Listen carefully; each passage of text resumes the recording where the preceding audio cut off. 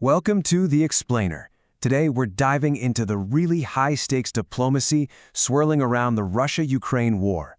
There's a new peace plan in the works, and honestly, it could change everything.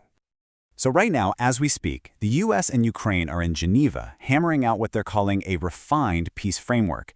And of course, that's sparking a lot of hope. But, the path to peace is never that simple, and this whole situation is way more complicated than it looks on the surface.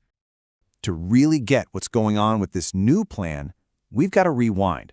We need to talk about the disastrous 28-point plan that came before it, a plan that Ukraine just completely shut down. And that rejection, well, it set the stage for all the tension we're seeing play out today. And it's so important to understand this. Ukraine didn't just kind of dislike the previous US-led plan. No, they saw it as a complete and total surrender. From Ukraine's perspective, it was crystal clear. This wasn't a negotiation. It was basically Russia's wish list, just written down and handed to them. It felt like their own interests, their own sovereignty, were just completely ignored. So their rejection really boiled down to three absolute deal breakers, 3 points that they just could not and would not ever agree to. Okay, so just think about these. First, give up nearly a third of your country. Second, cripple your own military forever by putting a hard cap on its size. And third, completely abandon your #1 long-term security goal, joining NATO. I mean, for President Zelensky, agreeing to that, it would have been political suicide, and for the country, a national one. Well, that rejection led to a, let's say, furious reaction from the U.S. administration. President Trump even put out a statement accusing Ukraine of showing zero gratitude for all the American support. And that reaction really pulls back the curtain on the bigger picture here. This isn't just about Ukraine and Russia. It's a messy, complicated diplomatic mix. It's even been called a kitschity, where you've got all these global powers trying to pull the strings. You can really see that power struggle right here. You've got the U.S. trying to control the narrative and assert its leadership. Then you have major European allies, like France and the UK, who are pushing back, saying, hey, this is our backyard, we should be leading Europe's security. And then, right in the middle of it all, is Ukraine, with a much simpler goal: just survive and find some real, lasting safety. But when you strip away all the politics and all the competing agendas, this entire negotiation really hangs on one single critical demand from Ukraine.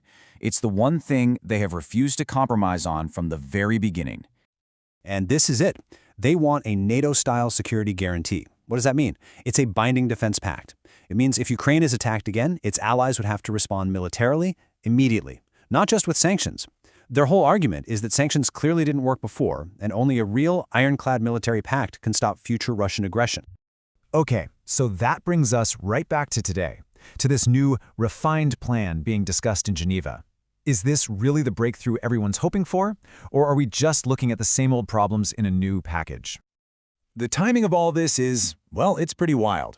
Get this. On the exact same day that the U.S. and Ukrainian teams were meeting to draft this new cooperative plan, President Trump drops that statement blasting Ukraine. It just goes to show that even as they're trying to work together, that core frustration is still simmering right below the surface.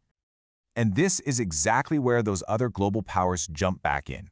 European nations, feeling like the U.S. was just trying to sideline them, have come up with their own counterproposal. They're demanding a seat at the table, and they are explicitly backing Ukraine's call for those hard NATO-style guarantees. It's a direct challenge to the American approach.